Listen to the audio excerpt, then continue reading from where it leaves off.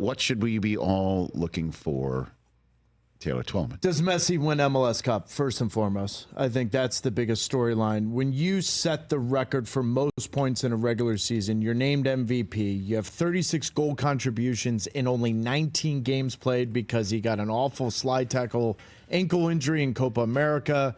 Everyone's going to be wondering what comes next. If he's healthy, Rich, for 25-plus games, you're looking at 45 goal contributions. I mean, he's still that guy. Still that guy. He's that guy for Argentina in a World Cup qualifier. That's not a slide on MLS. It's just Messi's the unicorn.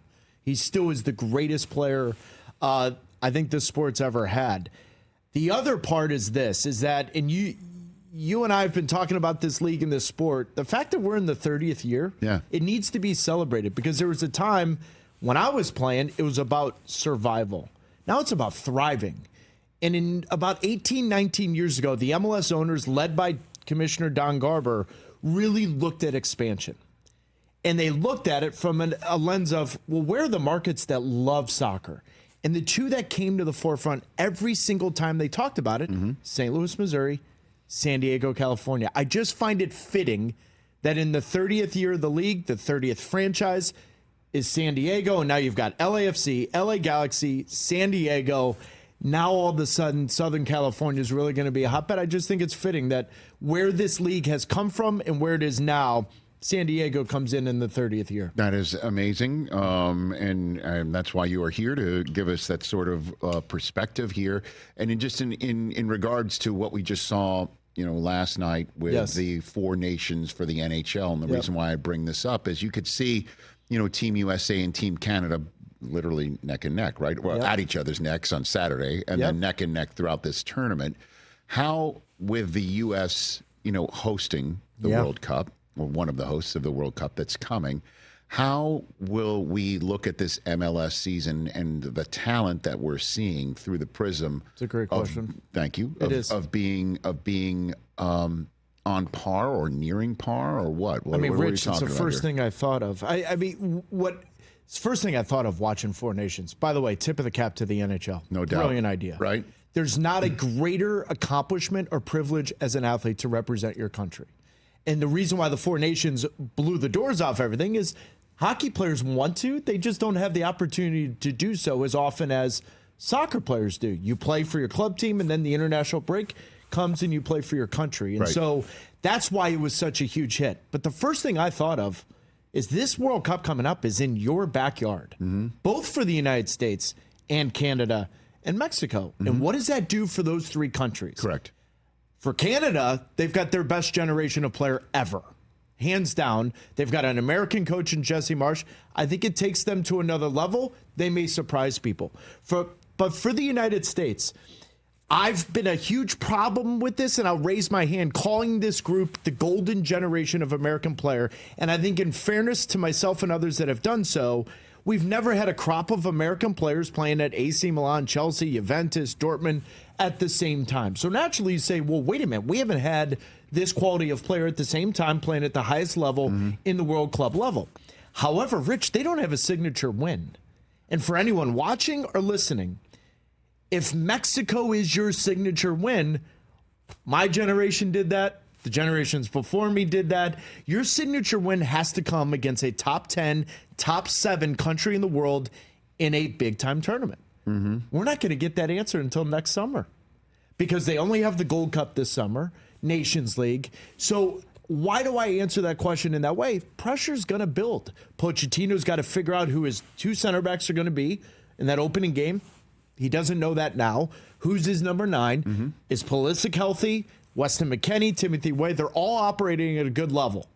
But we will not get that answer on what the potential and real expectation is for this U.S. team until the opening game of the World Cup, which is kind of crazy to say because every other generation's had World Cup qualifiers leading into it. We've had other friendlies where you can say, okay, that's a better barometer of where this group is. We don't know that with this group. Well, again, just to bring everything together here, because, again, we got Al Michaels coming up in a half an hour to talk about the 45th anniversary of the Miracle on Ice that happened 7 days before you were born. Is that, the friendly, if you will, that Team USA had against, the Russians in Madison Square Garden before they went to Lake Placid was an unmitigated disaster. Yep. A total disaster, which is what set the stage for the miracle. So when I'm watching the MLS 30th season, who should I be watching for that's going to be on this team to see if they have actually It's a great question. raised their level of play? I would actually answer it with another one. Who's playing in MLS that we, myself, and others are not talking about that are going to play themselves onto the World Cup team? Okay. Because I promise you there's going to be one or two guys that are. Just they have. An interesting storyline for the American player, I would say, in Major League Soccer. 14-year-old Kevin Sullivan's playing for the Philadelphia Union. Manchester City deemed him 14. The best 14-year-old in the world. He's now 15. He's going to be playing at a good clip for Philadelphia Union. And then eventually he's going to move on and play for Manchester City. What happens if he bangs in 15 goals this year? Like, truly, his age, he scores his age. Yeah, what happens? Yeah, truthfully, I can't shoot my age in golf. I wish I could. Well, I can on 9, but neither here nor there. Nice. Point is, though, what happens? I'm not putting pressure on Kevin Sullivan, but what I'm using as an example is there's going to be a player or two that Pochettino has told me to my face and publicly. When he watches MLS games, there's going to be a guy in this league in 2025 that is playing regularly that he's not thinking of, that he's going to say in January of 26, I want to see you. And then it snowballs into the thing. He's got to go with his hot hand. And so there's many of different players. San Diego's got an interesting player, Luca De La Torre. He was in the national team, consistently in the national team, got an injury before the 22 World Cup, didn't go, playing regularly in La Liga. Then he hurts his ankle really bad. He's taken a risk for his European club career to say, I'm a San Diego kid. I want to go to San Diego. I want to play regularly. And the reason why he's doing it is Pochettino's going to watch him every single minute in this league. And it would not surprise me one iota if he plays himself right back into the national team program. Because the problem with the American player in Europe that isn't playing, Rich, those are not good reps because they aren't reps.